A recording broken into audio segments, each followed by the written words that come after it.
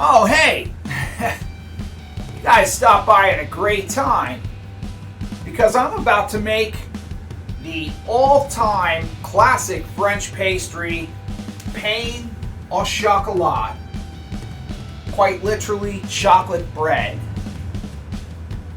And you're about to find out why they call these a pain. Today on Chocolate Avenue Baking Company. Okay, so before we get started on these pain au chocolat, just a word about these ingredients here real quick. There's only a few ingredients in a recipe like this, so you want to make sure you're using the highest quality that you can get. I have an organic lemon, some organic sugar here, just some sea salt, a little bit of honey. I have a European style 82% unsalted butter here. I'm using bread flour for this. Some good quality milk, and this is cake yeast or fresh yeast, baker's yeast. Getting harder to find these days. I got this over at my local restaurant supply. Sometimes you can still find little 1 ounce packs of these, of this Red Star. Same stuff as far as I know. Usually if the grocery store has it, it's going to be over where they keep the butter, but not always, so it pays to ask. To get started on our pains au chocolat, first we're going to form the butter plaque that's going to go on the inside of the dough. So the first thing I'm going to do here is take some lemon juice and just a few drops over top of the 10 ounces of unsalted butter, and I have 1 ounce of the bread flour here.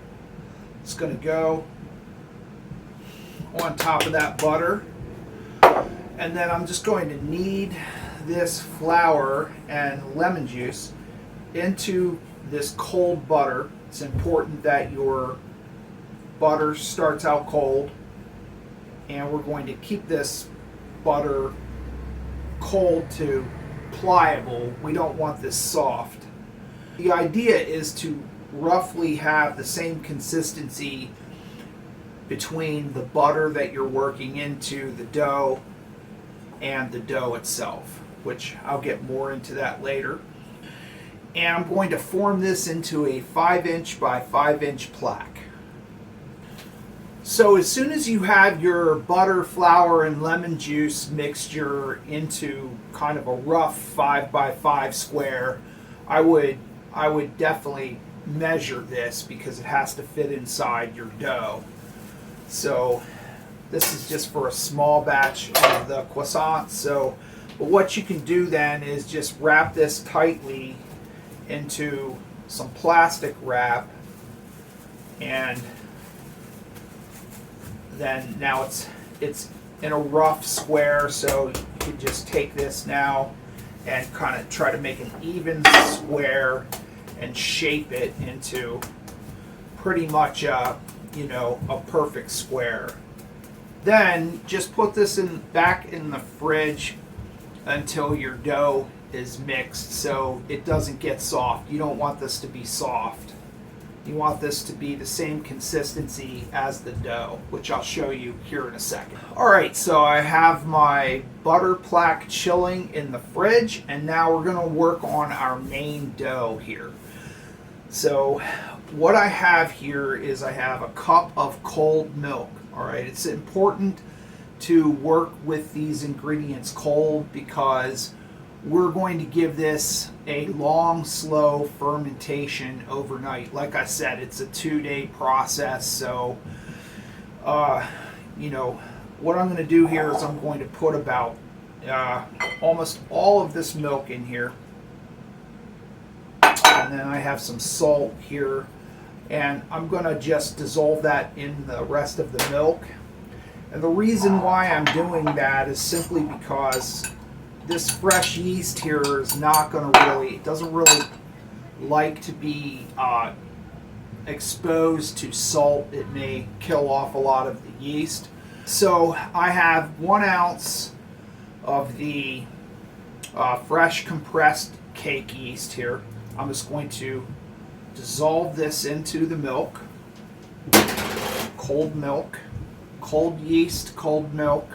I have a couple of tablespoons of sugar here, just granulated sugar to get that yeast going. I'm going to also add 1 tablespoon of your favorite honey. So now I'm just going to work all that together with my hands. Now I'm going to pour that straight into the 11 ounces of the bread flour. Just pour that straight in there. Make sure you're scraping your bowls so you're getting all of your measurements correct. I'm going to start mixing this with my hands, and now you can add that dissolved salt in there. So then as soon as your croissant dough starts to come together like that, there's no need to overwork this or knead this too much. You just want this to kind of come together into a solid dough, uniform, not too sticky. And now I'm just going to put a little bench flour and just put that dough down on there. Make sure that your surface is just has a little bit. You don't want to work a lot of extra flour into this. And now we're going to use the roller again, and I want to roll this into a 7 by 7 square and try to just pull the corners. And if you have to, just let it rest for a second, let the gluten relax if you need to. And then I'm going to wrap this tightly and put this back in the refrigerator for a little while just to firm it up. So now the next thing we're going to do is we're going to seal the butter inside the dough. Try to keep your angles correct. So now you're just going to bring this in as best you can. It doesn't have to be perfect. You're just trying to keep these angles right. Reason is you don't really want this butter seeping out anywhere, so you're trying to completely envelop the butter inside. Now I'm going to turn this over and start to work this into a rectangle. We're going to do the first turn right now.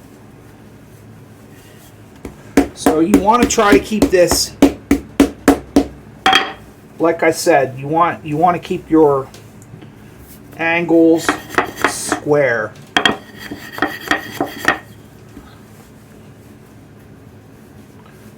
So we're just going to roll this out to a rectangle approximately a ½ inch thick. Another thing that you want to do is brush off excess flour at this stage, just to keep it too much flour from working into the dough.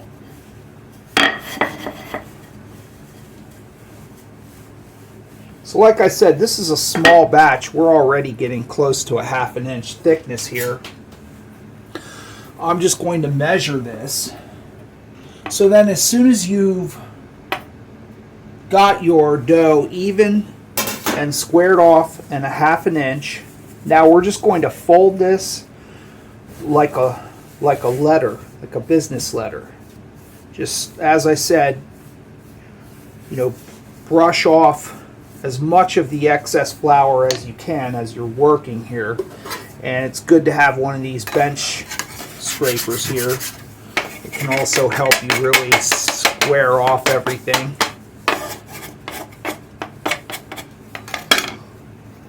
So now, just like you would, seal a business letter, you're just going to do thirds, but you're going to work that flour off. Okay, that's it. Just wrap that up, put that in a pan, and refrigerate it 30 minutes. All right, time for the second turn. Giving this dough half an hour. It already smells amazing. And we're going to roll this again to the 1/2 inch thickness.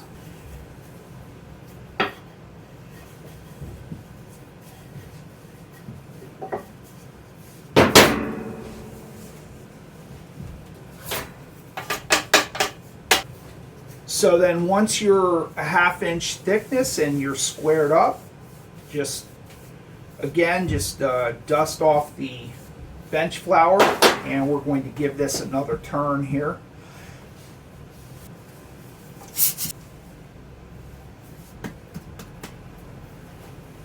So straight back in the refrigerator, nice and tightly wrapped for another half an hour.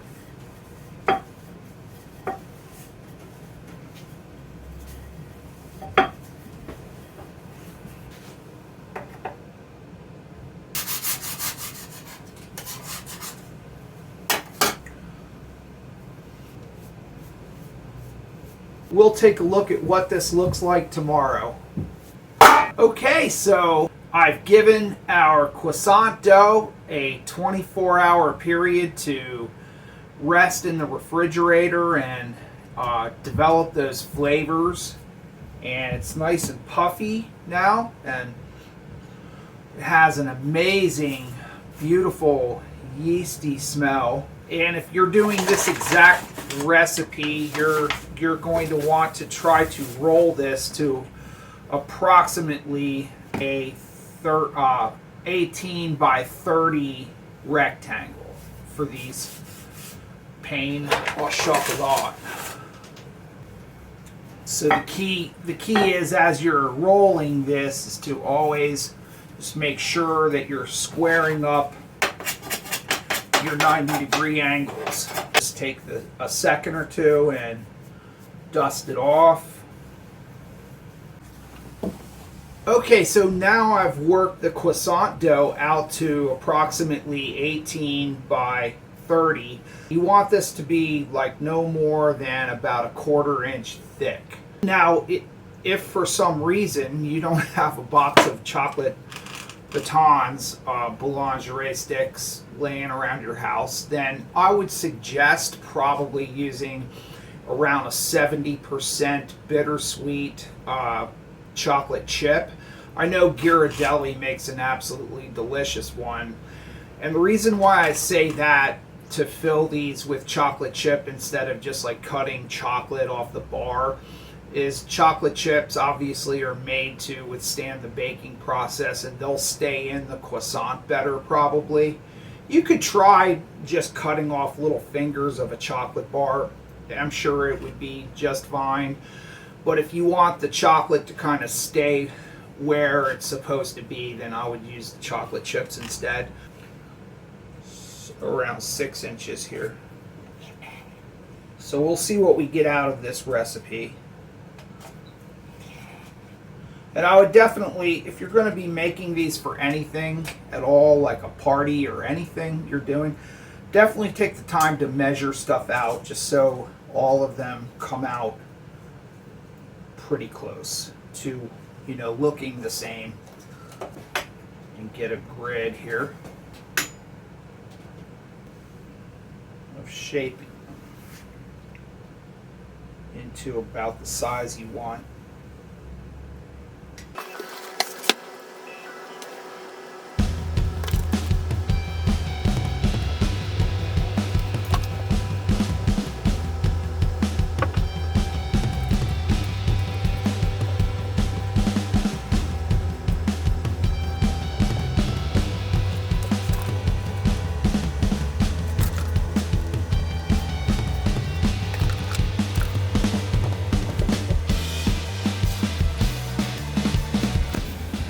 Okay, so these croissants have been given an hour and a half at room temperature, around 70, 72 degrees, and as you can see, they've gotten a little puffier. So now it's time to turn up the humidity on these a little bit.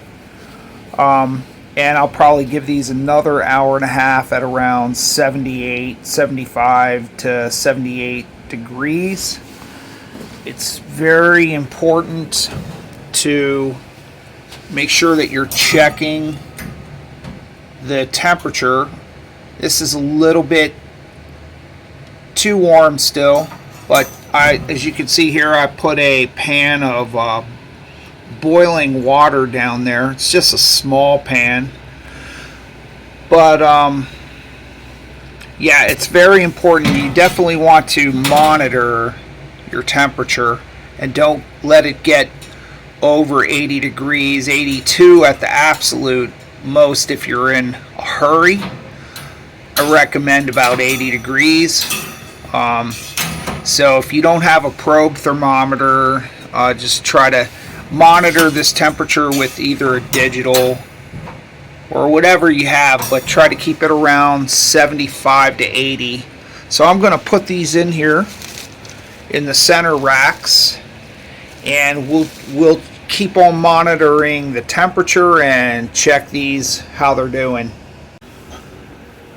So it can be that your temperature in the oven may go down a little bit too far, and you want to keep the humidity high while these are proofing. So just add about a cup of hot water in there at a time, so you can keep your temperature right around 78 or so.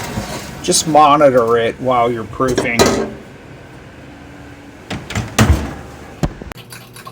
Alright, so now I've given these Croissants au Chocolat 3 full hours, nice long slow proof.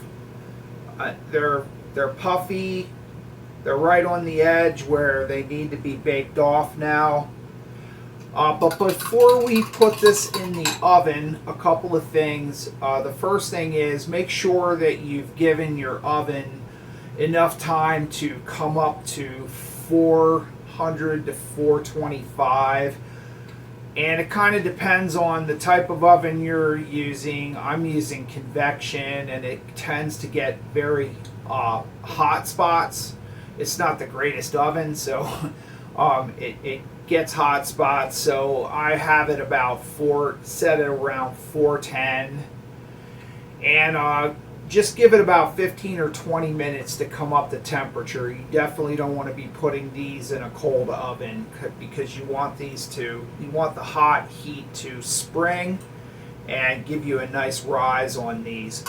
And the other thing is I made a little glaze here, and this is just an egg and some heavy cream and about a tablespoon or so of honey, just to give it a nice brown. And so you're just going to paint these.